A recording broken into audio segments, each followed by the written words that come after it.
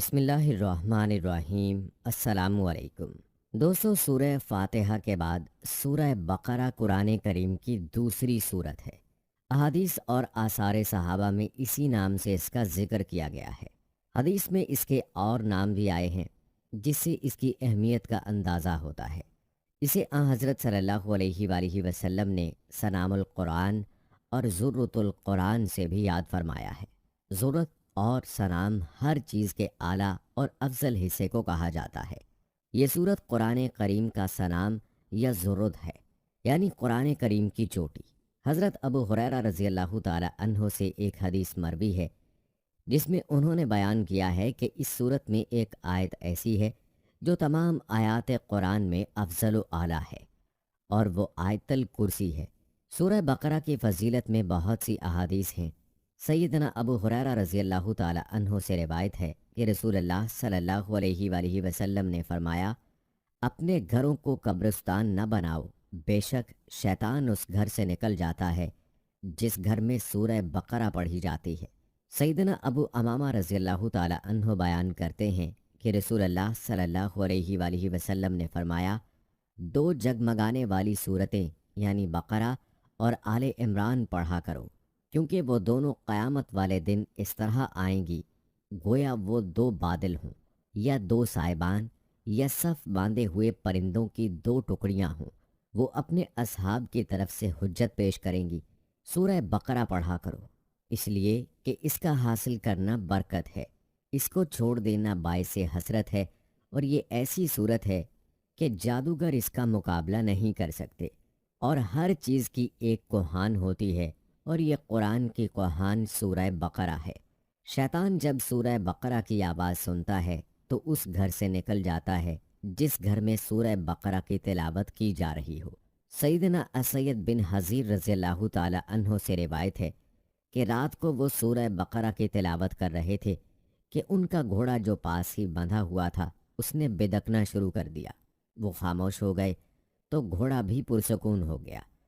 انہوں نے پھر تلاوت شروع کی تو گھوڑے نے پھر بدکنا شروع کر دیا، تو انہوں نے تلاوت ختم کر دی، کیونکہ ان کا بیٹا یحییٰ قریب ہی سو رہا تھا اور انہیں خدشہ لاحق ہوا کہ گھوڑا اسے نقصان نہ پہنچا دے۔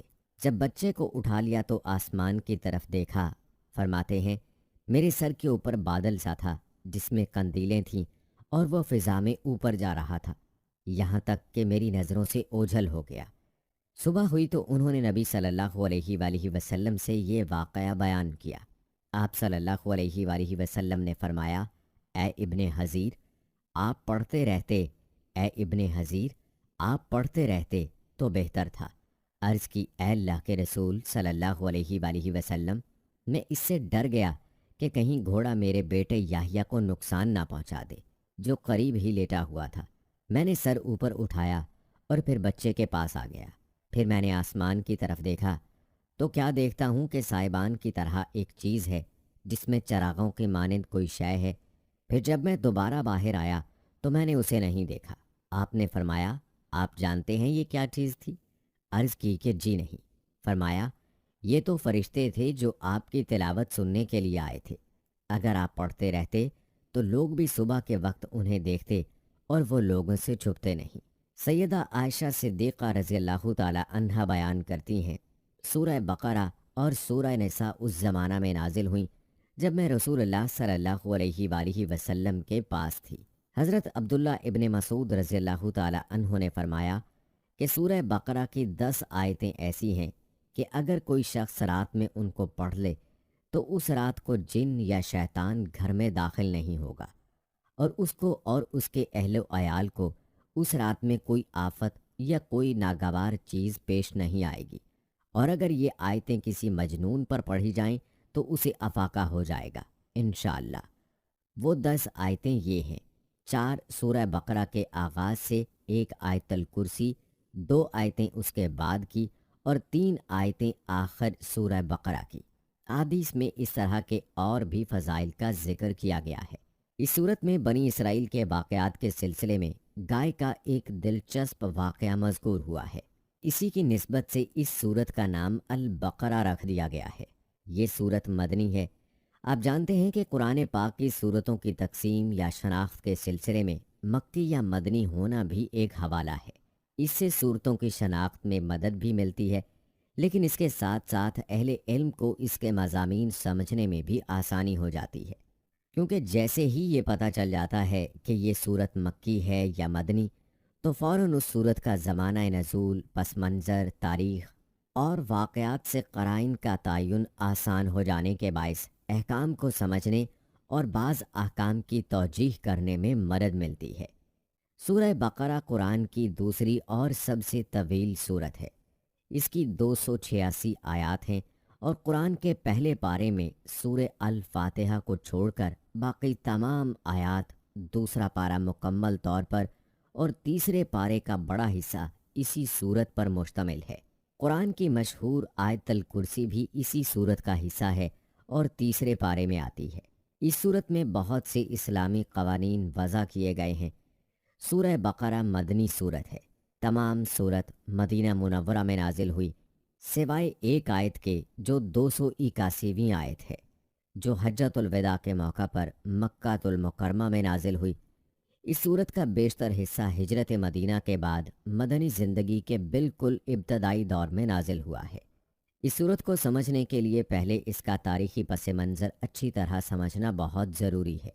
رسول اکرم صلی اللہ علیہ وآلہ وسلم نے فرمایا، سورہ بقرہ پڑھا کرو کیونکہ اس کا پڑھنا برکت ہے اور اس کا چھوڑنا حسرت اور بدنصیبی ہے، اور اہل باطل اس پر قابو نہیں پا سکتے۔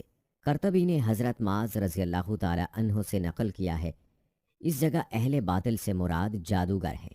مراد یہ ہے کہ اس سورہ کے پڑھنے والے پر کسی کا جادو نہ چلے گا۔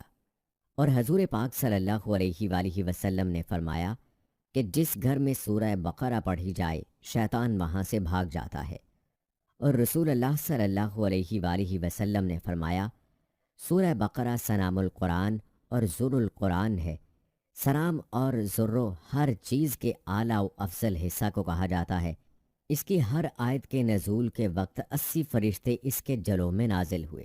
سیدنا معقل بن یسار رضی اللہ تعالی عنہ فرماتے ہیں کہ رسول اللہ صلی اللہ علیہ وآلہ وسلم نے فرمایا، سورہ بقرہ قرآن کا کوہان ہے، اور اس کی بلندی کا یہ عالم ہے کہ اس کی ایک ایک آیت کے ساتھ 80 فرشتے نازل ہوتے تھے، اور بالخصوص آیت الکرسی تو خاص عرش تلے نازل ہوئی اور اس صورت میں شامل کی گئی۔ رسول اللہ صلی اللہ علیہ وآلہ وسلم نے فرمایا کہ سورہ بقرہ کی آخری آیتیں عرش تلے کے خزانے سے دی گئی ہیں، مجھ سے پہلے کسی نبی کو یہ نہیں دی گئی۔